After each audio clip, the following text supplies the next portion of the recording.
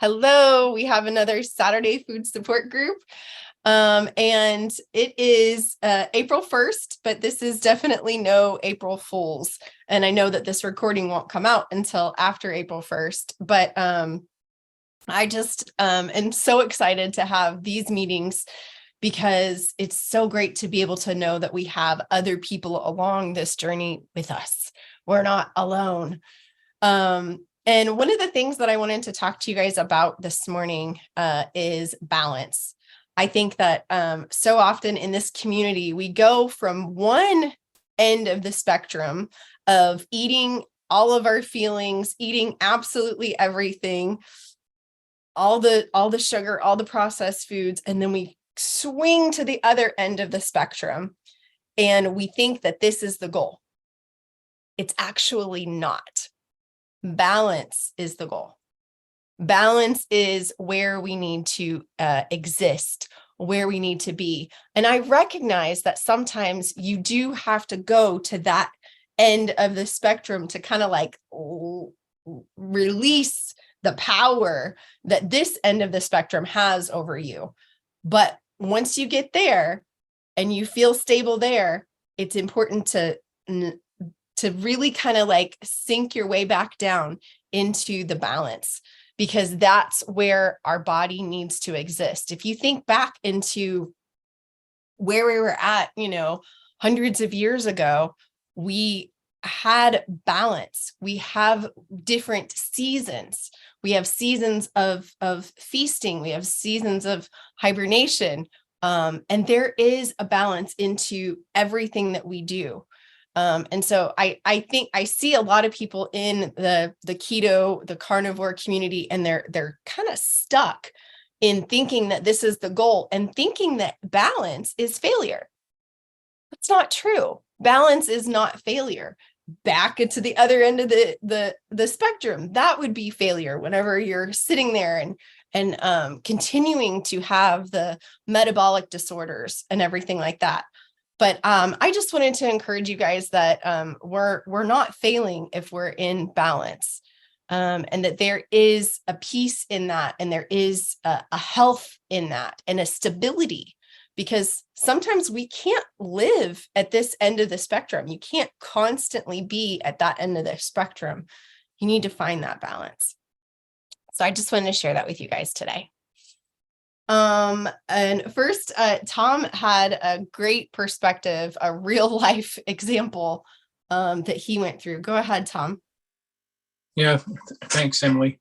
I last weekend I went to a high school classmate's funeral, and I was really shocked seeing my fellow classmates that were there, the ones that actually showed up, which is probably about 20 showed up, and to a person. They looked 10 to probably 15 years older than me. And it was really shocking. One of the guys that I talked with, we were on a basketball team together. I remember him telling me in high school, he goes, "You eat a lot," because I was very athletic in high school. I played every sport known to man, including golf. And he thought I was going to be fat later in life, which actually I was for a little while. So he was right about that. But the thing is, he looked like he was going to drop any minute to me, and I just wanted to tell him, like, Brad, you got to change the way you're eating here, and I highly suggest you do low carb, high fat, and I'm sure he's heard about all the keto stuff, but he did not look healthy. And I remember him telling me, start getting used to seeing people, our classmates dropping. I'm like, we're only 62. Good grief. Why are you doing that? And get used to it. Get ready for it. Get ready for it. Used to it. And well, he was maybe talking about himself. I don't know. My thinking, there was not a lot of male classmates going, because I think they're more afraid of mortality than women are stronger in that way. And there was a lot more female classmates. Granted, this was a female that passed away. And she was the sweetest woman. I'm not going to show you a picture of it. I'm not going to disrespect her that way, but I do have some wildflowers here that their kids made up that I'm going to plant in my backyard for her. So whenever she comes up, I will see her and say hi to her. She was the sweetest person. And even if you look at her picture, man, you would think she was in school 10 years earlier than me. And it's really a shame. We've been, I really believe it's the lifestyle, because I actually saw a couple of people that were in a class before me 2 or 3 years. This one guy looked like he could have been in our class or even earlier. So he looked good. He's doing something right. And, his wife was my classmate and she looked good. So there were some that were still looking good, but for the most part, the majority were really clearly metabolically unhealthy. And the entire family of the deceased were metabolically unhealthy. And I just wanted to go, because they had this microphone up there that you could say something about her. And, I didn't do that, but I wanted to get up there and say, okay, and it's just not the right place to do it. But, No. obviously. And I wish there was some other venue I can go up there and just get on a soapbox and start just preaching. But that's, everybody looks at you like you're crazy. Yeah. But it really brings into perspective how metabolically unhealthy are. I mean, we all know that, obviously, and we're doing something about it right now. Thank God. So. Well, and we're just kind of told that this is just aging, that this is just normal. This is normal aging. This is what you expect. And I've even heard people say that to expect to forget things, to expect to, like, oh, well, you're just like your grandma, or you're just like Aunt so-and-so. Like, no, I'm not accepting that. I'm not accepting that.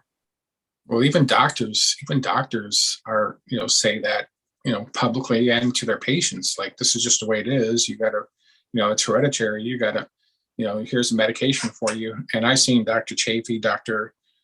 Barry just eviscerate, even Dr. Avadia, the cardiac surgeon. He's actually more and more just coming out blasting these other doctors out there. Like, you got to, come on, get off your whatever it is that you're on and start taking care of your patients the right way. So. Absolutely. Thank you for that perspective, Tom. I really appreciate it. Becky, you had something to say? Oh, you're muted, Becky. I just wanted to piggyback to what Tom was saying, how you just wish you could talk to people, but you don't want to offend somebody. Because we've been, I've been going to different doctor's appointments, and sometimes it'll be a really helpful, wonderful, sweet nurse, or we've been traveling and it's somebody that's helping us along the way. Then they're very young and they're extremely out of shape. And I just try to gently say, take care of yourself. And I try to say, well, I used to have a lot of problems and I was very overweight. Don't let it catch up to you as you're a young person. Take care of it now when you're young, because you're going to have, it's painful. It's not just fashion, it's pain and discomfort and heartache. And so it's kind of like, Tom, like, you just wish you could warn people that they need to be serious about their health. So yeah, absolutely. Care for people, but it's a difficult thing because you don't want to offend them. So having a good little way to say something would be a like, think of it like a sweet phrase that's encouraging to help people. Yeah. And I really think that's why I think it's important for us to do, these public meetings like this, so that, people can just tune in if they want to, even if they don't want to come live to these meetings. If you look at there's 150, sometimes 200 people that watch our meetings. And so they are watching. And so I think it's really important to recognize that just speaking out loud, and even your posts, even if somebody doesn't respond directly to you, they are hearing what we're saying. They are witnessing our experience. So I that leads us right into the next topic that we had. Whenever we are on this journey, I think it is so important for us to recognize the power of others. This is not a lone journey. This is not a lone path. I mean, it can be. You can do it by yourself. It's just like, why would you? It's so much easier to be in a group. And I cannot tell you how many times a post that Jackie has made, Amy has made, Monica has made, Audra has made, Tom, anybody else has made, that it's encouraged my walk. It's encouraged my path, or it's given me an idea. And so I think we can use the algorithm on social media for our benefit. We can fill our news feed with other people who are posting things that are healthy mentally, physically, emotionally, spiritually, and that we can use that kind of like it can be an evil. We can use that for good to really to strengthen and nourish our walk. Amy, have you had that in your experience? What's funny is I really thought I could do it all by myself. I did. I was like, okay. I mean, and honestly, it was only for the first 12 hours that I was really on my low carb journey by myself before my husband went, count me in, let's go. So I had him, but then I thought, well, I don't really need anybody else. I'm fine. I can do it all by myself. And yeah, I would kind of, I'd look at some other stuff online to get ideas for what I was going to do, but that was it. I didn't really have that community. Not until we moved here to Wisconsin did I get invited to come and join a community and be a part of it. And that's when I was like, oh my gosh, I've been missing out, because you can help one another in ways that it's different when you're connecting one-on-one, or, even 20 on one in a Zoom meeting versus, YouTube or Instagram. And sometimes people respond, sometimes they don't. But one of the most amazing things about community is that you get benefit when you help other people. Oh, yeah. And a lot of people don't understand. They don't recognize that. You think that you're on your own, and I just need to collect all that I can. And so I'll say, hey, you're willing to share your story? And they're like, oh, no one wants to hear my story. But we do. And people in all of my groups, and even people on YouTube, have said, I like it when you do the interviews with the little name people. They're like, we don't want the big name people. We don't want we can watch them anytime. We want to know real people and their real stories, because that's what we relate to more. So when you find your tribe, you find a community, you follow a bunch of people on Instagram, and then you interact with them. It's not just that, I saw it. Okay, yeah, I gave it a heart.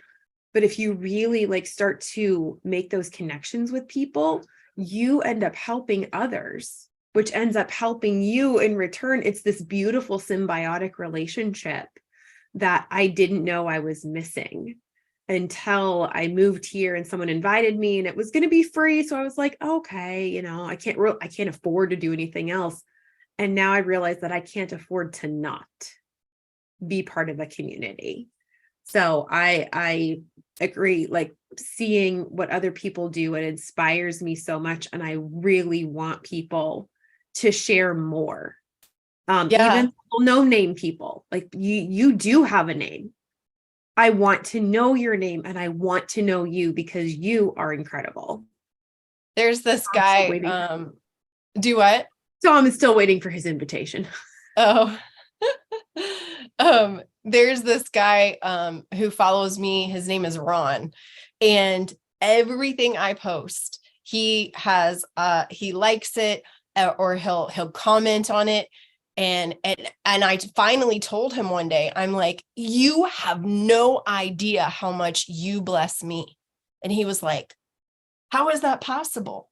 How is that possible? You are Emily Penton. You are, moving mountains. You were doing all this stuff. And I was just like, yeah, but if I'm up here, pouring out, and no one gives back to me, I feel like I'm this big gong, just sounding just whatever, but I need that feedback. And so you have no idea how much that nurtures and blesses people to hear back from you. Go ahead, Audra. You were going to say something? Oh, you're muted.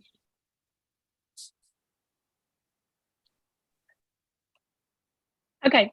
I was going to say, definitely community is where it's at. If you are with 5 like-minded people who have the same goal as you, then you are more likely to succeed in your journey. They've actually proven that. A few years ago, I was going to go to this motivational speaker thing. And I said to my son, I said, oh, I'm so excited. I'm going to this. It was actually Zig Ziglar before he passed away.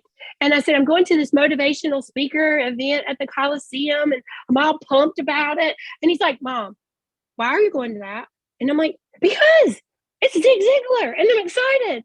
And he's like, Mom, inspirational person that I know. You're the most positive, motivating person that I know. Why do you need to go there? I said, sweetheart, that is so sweet of you to say. And I appreciate that. And that touches my heart. But I also need my batteries charged from time to time. So that's how I look at it. I look at it as, I try to charge as many people's batteries as I can every single day, be a positive, motivational, inspirational person in people's lives all the time. And, sometimes when you do that all the time, somebody's got to fill your cup back up, you keep your cup full, but sometimes somebody needs to put a little in your cup. And that's what this community is about. We're all on here. We all have the same goals. We all want the best health we can. Going back to what Tom, I had to look at your name, what Tom was saying earlier, I see some people that I've gone to high school with, and like you see them out and about, and you're like, oh my gosh, dang, do I look as old as they look? I'm just like, sometimes I'm like, do I look, people age in different ways, the way you take care of yourself and the things that you do. If I didn't lose any more weight, which I've lost about 75, 80 pounds, if I didn't lose any more weight at this point, I just want to be the healthiest me I can be moving forward. I wish I would have found this lifestyle. Thank you for the heart. I wish I would have found this lifestyle 10 years ago. But now I can only move forward with it. And I welcome all the people in the community to reach out, and you guys inspire me. There's a lot of us who do, I don't know if y'all know what Marco Polo is or not, but there's several of us that do Marco Polo, which is an app. And you just get on there and do a recording back and forth to your friend. You're like, hey, good morning. How's it going? Send us some inspiration your way. And, and they respond kind of thing. And that's motivational. Another thing that I was doing in the month of November, I was doing a squat challenge. And it was 3,000 squats for the month of November for St. Jude, the Children's Hospital. So, excuse me, I have a terrible cough from allergies right now. Anyway, it was 100 squats a day for 30 days. So it's 3,000 squats. And I did it. And I put it on my Facebook and I did it as a challenge. And so I got a whole bunch of the ladies that I talk to on a regular basis. They all jumped in on the squat challenge. So we started doing challenge squats. I have a timer that goes off on my phone now at 9, 12, 3, and 6. So I catch 25 squats 4 times a day. And we inspire each other to do it. We just challenge each other. Hey, have you done your squats today? Just a little message here or there. And it's important because it keeps you going when the world around you seems crazy and upside down. And there's so much sickness, so much cancer, so much disease, so much bad things. We just got to be here to inspire each other. And it really is about mindset. And being positive and outgoing and inspirational is mindset. Absolutely. And I think isolation is death. Yeah. Mm-hmm. Yeah, exactly. Exactly. I think that the more that we can reach out to each other, we're going to, like Amy said, that we're going to not only inspire other people, but other people are going to be able to inspire us. And that is so important. And no man is an island. So it's really important for us to have that community. I agree. And it's nice when somebody mentions your name, and, I see people out and about sometimes and they'll say, oh my gosh, I just love your Facebook. I live vicariously through you, through there, because y'all go on motorcycle rides and never stop posting about your motorcycle rides. I'm like, okay. I just post it because it makes me happy and I enjoy it. But I have bad days too. Everybody has a bad day every now and then, but I want to have way less of those than good days. Absolutely. Absolutely. And it's just so incredible. Like you said, the community, one of the things that, Jackie inspired Monica to do, Jackie posts all the time, and Jackie also inspired Tom to dehydrate, sausage. But Monica, did you want to show us your example of what Jackie inspired you to do? Sure. Thank you. And thank you everyone for what you've been sharing. And Tom, I get it. This fall will be my 40th class reunion. And as I'm seeing classmates start to post on the Facebook page they created, I've had that same thought and looked and said, is that the same person that I think it is? And do I look that way to them? And it's going to be a very interesting get together. But in any case, yes, Jackie had been posting about all the different things that she dehydrated. And then Tom was also sharing that he had got a dehydrator and he started dehydrating. And I had pulled mine out actually to make yogurt. But then since it was out, I was like, I have a 3-pound thing of bacon. Let's go for it. So I did a bunch of dehydrated bacon. Look at that. Yeah. Now I'm having an issue with the tooth, so I can't really eat it. But what I've been doing, I'll be mad at myself later, is like these pieces that have a nice fatty end. I've been biting the fat off of the end because I could chew that part. Later, I'll be mad that the bacon will have less fat when I can chew it all. But it's just like regular bacon, and it, Wow. and I've had it on the counter. I wanted to see. I was talking with some other ladies. Some do put it in the refrigerator. I know Jackie said she keeps hers out on the counter. So mine has just been out on the counter in a large bag of bacon. And I, will walk by and break off a piece of fat and pop it in my mouth. And I've been enjoying it.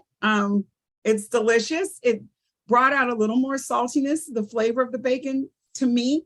And so I'm excited for dehydrating more meats and just having something at the ready. So thank you, Jackie and Tom, for the inspiration. That's awesome. That's awesome. And just to make, this more variety, more fun. It doesn't have to be, just boring life, this boring, same old. That's so awesome. So I love that we can inspire each other. Becky, you were holding up something. Yeah. Okay. So I shop at Costco a lot, and so I bought very thin. They had ribeye really thin, but this last time it was New York steak that was really thin. It's kind of like a carnivore crisp. So I just took they cut it super thin already for you, and you just can. I have a dehydrator also, so I dehydrated it all, and I just put salt on it, and it tastes great. But I made some, and my son-in-law wanted me to ground up red chili peppers and put a little bit of that on there, but you can put anything you want, but just salt was fabulous. And I don't keep it in the refrigerator, but they had some that were a little thicker pieces of meat, and I did that. And those did need to be refrigerated because they were thicker and they weren't as dehydrated. But yeah, it's fun. I had a good time doing it. Awesome. Thank you so much for sharing. That's so cool. I love all these ideas. Audra, go ahead. So a lot of times I go to my local butcher, and a lot of the people that I talk to on a regular basis, they joke all the time and they call me the dehydrating queen. They think that's funny to call me that. But anyway, I go to my local butcher and I have them to slice me ribeye really thin, and I tell them I want the fattiest cut. And then I put that in the dehydrator, slabs of it. Like I usually do about 5 pounds at a time. And I sprinkle some Slap Your Mama on it, the seasoning that you get at Walmart. It's absolutely amazing. Matter of fact, and I do fat too. I have them slice me thin fat. They normally give me fat for free, like 5 or 6 pounds of fat when I get 10 or 15 pounds of ribeye. Matter of fact, we just did the Las Vegas meetup, and I dehydrated 15 pounds of ribeye and shipped it to Las Vegas to Vicky's house. So we would all have it while we were there at her house hanging out for the Las Vegas meetup. I do a lot of ribeye. I eat ribeye every day, unless I'm fasting. and I've been fasting pretty hard lately, but and I do bacon as well. Once in a while, I'll sprinkle just a tad bit of slap your mama on the bacon. You can't put much on it, but it gives it a little more pizzazz. But I leave mine on the counter all the time. I never refrigerate it. I never refrigerate the ribeye, the fat, or the bacon. Once it's dehydrated, which it doesn't last a long time either. I mean, it's not here more than a week before it's eaten. But I love dehydrated meat. That is like my jam. I love that. I love that. That is so awesome. And I love having these conversations, you know. Go ahead, Monica. I was just going to share also, if you have an Asian market in your area, they often, because of Hot Pot, have huge packages of very thinly sliced meat. And my local H Mart also carries wonderful meat from Snake River Farms, which, you know, people have said, oh my gosh, how are you getting that in just a regular grocery store? Because they're a great meat company. And so I was remembering that, and I need to get over, because I'll buy it for Hot Pot for my daughter. I need to get back over there because I know I can get it very thinly sliced and work on dehydrating that. And that'll save me so much money than buying carnivore snacks. So I'm going to do it myself.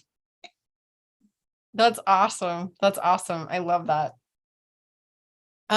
So any other comments or anything that you guys wanted to share today? If not, I'm really grateful for not only this meeting, because I think that this meeting is so important that we have every Saturday, because there's so many people who watch the replays of this that can't even come to the live meeting to ask their questions or whatever. But not only that, is that if you look at it, we have 3 groups represented right now in this group. We have my group in Inner Clarity System. We have Amy's group in I guess the Angel's Journey. If you guys don't know, Amy is actually switched her name. So we'll have you talk about that in just a second. And then we have Audra's group, All Things Audra. And so I'm gonna post about those. Whenever we post this recording, I'm gonna tag that in there, because I think that's so important to find where you fit, where you can have your community. And so Amy, go ahead and let us know what's going on with you. There's the button. It's over there. It's not on that side. It's over there.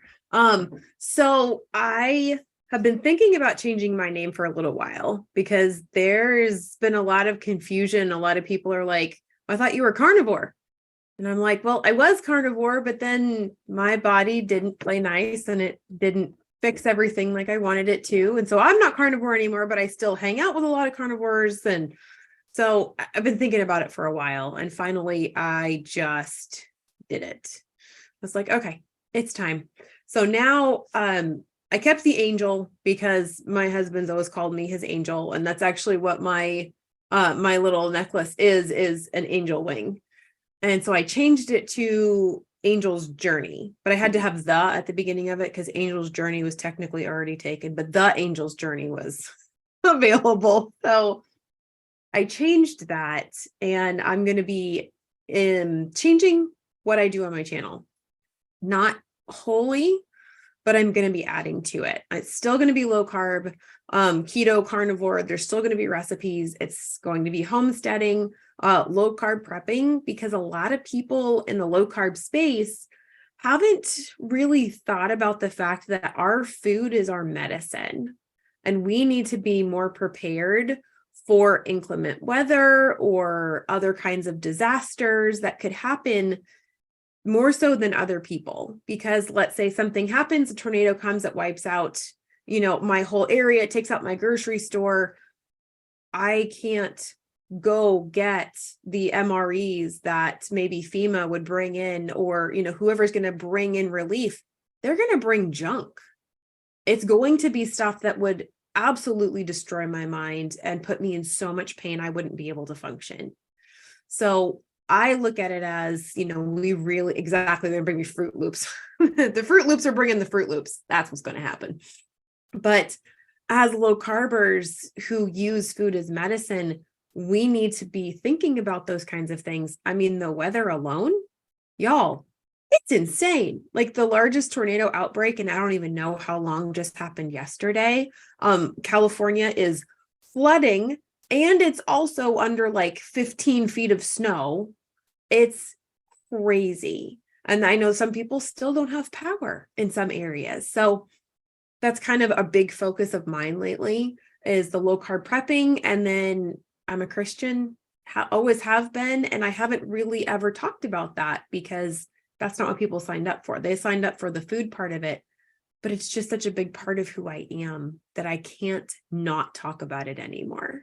It's just, it is where my peace comes from. It is where so much of my knowledge base comes out of actually the Bible, and application, even pertaining to diet, goes through God when it's in my life. And so that's going to be another thing that I'm sharing a lot more of. So instead of Carnivore's Angel, I've switched it to Angel's Journey, because it's a journey. It's not a one-stop shop. And this just goes along with the rest of the changes in my life. So now you guys get all of me, not just the diet portion, the diet and lifestyle portion. It's you get all of me now. So. And are you still doing your groups? I am still doing my group. It's still Carnivore's Angel. I don't know if I can change that. On Mighty Network? Yeah, I don't know. I don't know if I can change that. So we do still have our group. My VIP section is when we meet twice a week on Zoom, and I actually dropped the price. Everybody else's prices are going up. The prices of everything is going up, from gas to groceries. And I want people to be able to find community, because I think community is so important. So now I've dropped my prices down to $5 a month. That's crazy. Anyone who needs a community of like-minded people, we take anywhere from low carb to the strictest of carnivores. I've got some ridiculously strict carnivores in my VIPs, and we support one another and we help each other along our journey. And I think that is what is the most important, is finding that community to uplift you, who aren't going to judge you, but they're going to be there to hold you accountable and give you a shoulder to cry on all at the same time. Absolutely. Absolutely. And Amy, you inspire me so much on this journey. I can't, it's undeniable. It's absolutely undeniable that our journeys have been parallel. And that I'm so grateful, not only for your friendship, but for kind of that comfort that I'm not alone. Because I'll be sitting there and I'll be doing something and I'm like, this is so weird. And then I'll go look at Amy's channel and I'm like, Amy's doing the same thing. Okay. I'm not on my own. I'm not this lone wolf. And so I think that's the whole point of community, is for us to recognize and to know that we are not alone.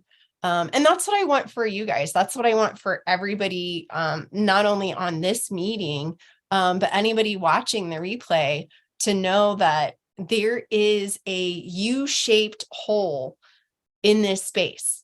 There is a U-shaped thing that only you can fill.